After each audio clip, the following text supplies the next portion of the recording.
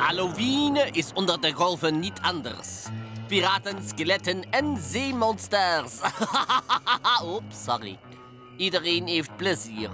Nou, bijna iedereen dan. Hè? Wie is daar?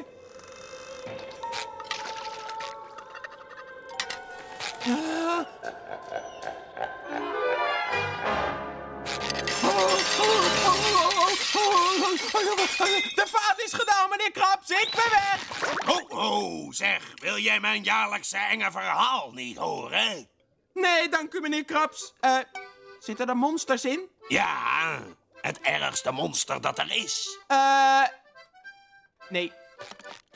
Is het waar gebeurd? Het is echt waar gebeurd. Oké, een klein stukje. Ga zitten, jongen. Heet. Ieder jaar op de avond van Halloween daalt de Vliegende Hollander neer in bikinibroek in een piratenschip.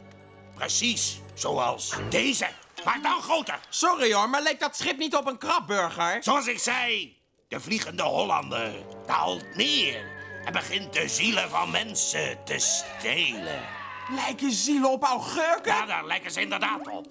En hij verbergt ze waar je ze nooit kunt pakken. In zijn zielenzak. Ik kom je augurk halen. Bankbroek is ieder jaar weer makkelijker bang te maken. Octo! Er gaat niets boven een goed spokenverhaal, hè? Ik hoop niet dat je te bang bent om vanavond naar mijn feestje te komen, SpongeBob Bankbroek.